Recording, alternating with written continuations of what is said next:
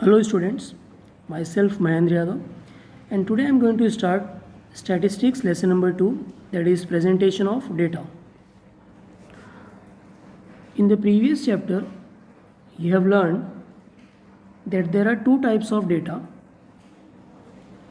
One is quantitative data, which is based on quantitative variable, and the second one qualitative data, which is based on qualitative variable.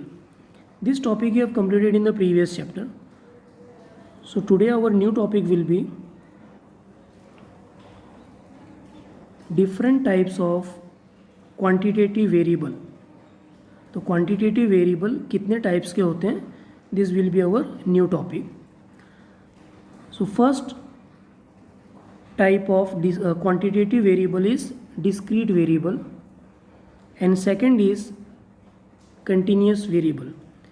Okay, so again I am just revising.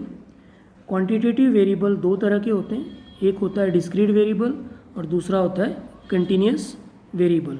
So first we will understand what is the meaning of discrete variable.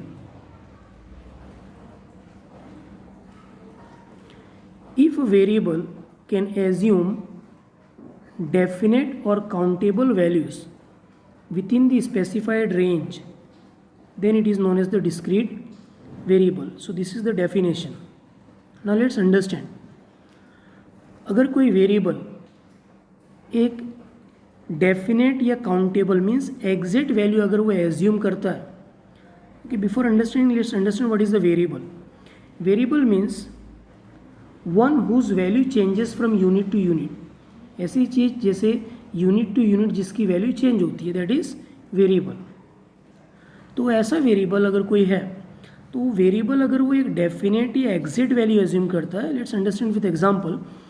Suppose families are there, say 5 families are there, and 5 families की अगर information collect कर रहे हैं कि number of children कितने हैं per family, number of children per family. So as I just now said that families are there. तो first family जो है, फर्स्ट फैमिली के नंबर ऑफ चिल्ड्रन हैं से 0, मतलब पहली फैमिली के एक भी चिल्ड्रन नहीं है. से सेकंड फैमिली उसके नंबर ऑफ चिल्ड्रन है से 2, थर्ड फैमिली उसके नंबर ऑफ चिल्ड्रन है 1, फोर्थ फैमिली उसके नंबर ऑफ चिल्ड्रन से 3, and the last one fifth family उसके जो नंबर ऑफ चिल्ड्रन हैं say 0. Okay, so what here we can observe that this number of children, ये जो column है number of children, जो families में नंबर ऑफ चिल्ड्रन थे वो वेरिएबल हो गया, because in all the 5 families number of children are not same. उनकी वैल्यू क्या हो रही है, चेंज हो रही है फैमिली टू फैमिली. तो जो नंबर ऑफ चिल्ड्रन हैं फैमिलीज़ में वो क्या हो गए, वेरिएबल हो गए.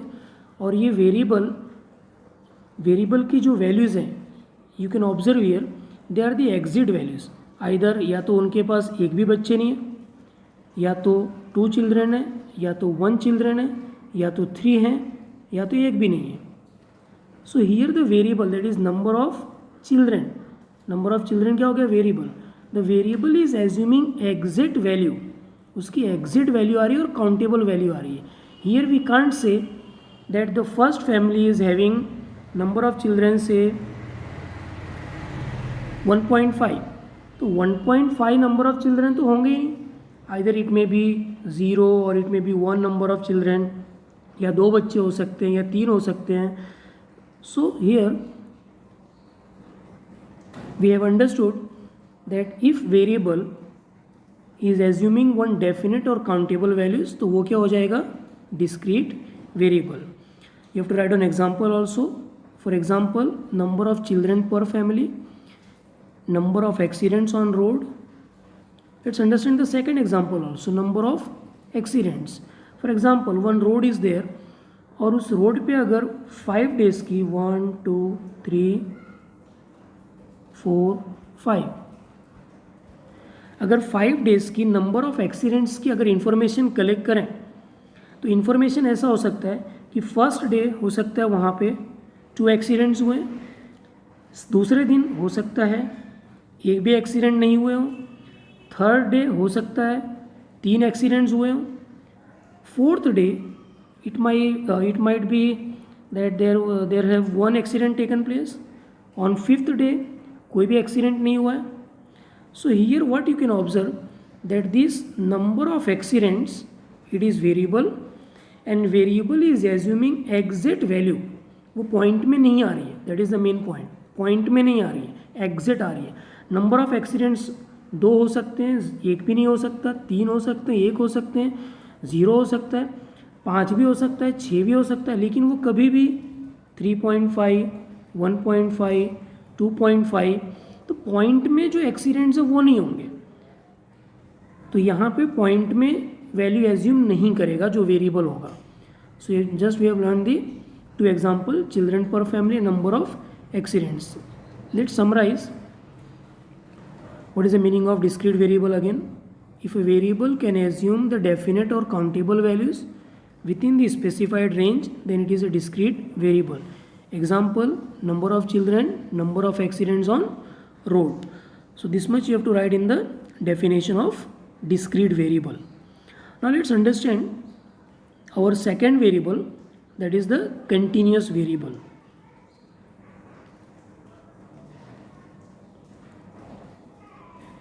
If a variable can assume any value within the specified range, then it is known as the continuous variable. Then it is called continuous variable. तो अभी हमने सीखा कि अगर वेरिएबल एग्जैक्ट वैल्यू एज्यूम करता है तो वो डिस्क्रीट वेरिएबल हो गया. लेकिन अगर वेरिएबल एनी वैल्यू, कोई भी वैल्यू एज्यूम करता है within the specified range, then it is called continuous variable. Let's understand with example. For example, say weight of children. तो जो weight है ये क्या हो गया, वेरिएबल हो गया. फॉर एग्जाम्पल इससे हम डिनोट करते हैं x से. weight क्या हो गया, वेरिएबल. तो वेरिएबल को डिनोट किया x से. फॉर एग्जाम्पल अगर हमने से 3 चिल्ड्रन आर देयर, 3 चिल्ड्रन, उनकी अगर हमने वेट की इंफॉर्मेशन कलेक्ट की. फॉर एग्जांपल फर्स्ट जो चिल्ड्रन है उसका वेट आ रहा है से 50 kg. सेकंड जो स्टूडेंट आ रहा है, सेकंड चिल्ड्रन आ रहा है, उसका वेट है से 40.5 kg. थर्ड स्टूडेंट उसका जो वेट आ रहा है वो आ रहा है for example 30.10 kg. So what we can observe here, the variable क्या हो गया, weight. Variable is assuming any value. ऐसे नहीं कि सिर्फ एग्जैक्ट वैल्यू 50 kg होगा तो 50 kg, 40 kg 500 ग्राम, देन 30 kg 10 ग्राम. तो इस तरह से वो कोई भी पॉइंट वाली वैल्यू एज्यूम कर सकता है वेरिएबल. तो अगर इस तरह का वेरिएबल है जो कोई भी वैल्यू एज्यूम करता है, which can assume any value with in the specified range, जैसे मैंने यहाँ पे फिक्स कर दिया कि जो चिल्ड्रन है उनकी वेट 40 से लेके से 60 के बीच में है. तो 40 से 60 के बीच में जो वेट की वैल्यू है वो कोई भी आ सकती है. It may be 40.5, it may be 55, it may be 55.600. So in this way, if the variable is assuming any value within the specified range, then it is known as the continuous variable. For example, height of person. तो height of person में भी वही है. ऐसे नहीं है कि एक पर्सन की हाइट 6 फुट है, दूसरे की 4 फुट है, तीसरे की 5 फुट है. It might be in point 4 foot 5 inch, 6 foot, फिर 5 फुट 1 इंच. तो इस तरह से वो पॉइंट में भी आ सकता है. Second example is given that you can understand maximum temperature of on a day. So these are the examples of continuous variable. So today we have completed 2 topics. One is what is the meaning of discrete variable and second is what is the meaning of continuous variable, और ये दोनों के दोनों quantitative variable हैं। So let's continue the next topic. अगर हमारे पास में quantitative variable है, मतलब उससे जो इन्फॉर्मेशन कलेक्ट होगी वो होगा हमारा क्वांटिटेटिव डेटा। और अगर क्वांटिटेटिव डेटा को हमें क्लासीफाई करना है, we have to classify the quantitative data. तो पहले तो जैसे मैंने डिस्कस किया कि हमारे पास कितने डेटा हो सकते हैं, दो हो सकते हैं। एक है क्वांटिटेटिव डेटा, दूसरा है क्वालिटेटिव डेटा। तो क्लासिफिकेशन भी कितने तरह के होंगे, दो के होंगे। एक तो क्वांटिटेटिव डेटा का क्लासिफिकेशन, दूसरा क्वालिटेटिव डेटा का classification.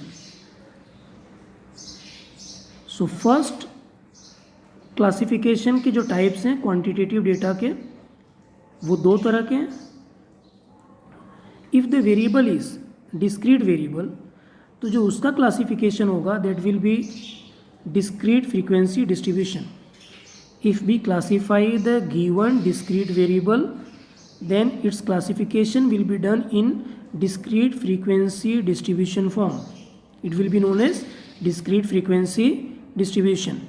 If the variable is continuous variable, अगर variable continuous variable है तो जो उसका classification होगा it will be known as continuous frequency distribution. Continuous frequency distribution. तो अगर वेरिएबल डिस्क्रीट है तो उसका क्लासिफिकेशन कहलाएगा डिस्क्रीट फ्रीक्वेंसी डिस्ट्रीब्यूशन, और अगर वेरिएबल कंटिन्यूअस है तो उससे क्लासीफाई करेंगे then it will be known as continuous frequency distribution. So today we are going to learn how to classify the given data of discrete variable. अगर हमारे पास में discrete variable की इंफॉर्मेशन है तो उसे क्लासीफाई कैसे करना है। Then classification is just now I have explained, classification will be known as discrete frequency distribution. लेकिन उसे क्लासीफाई कैसे करना है वो हम समझेंगे in the next video. Thank you.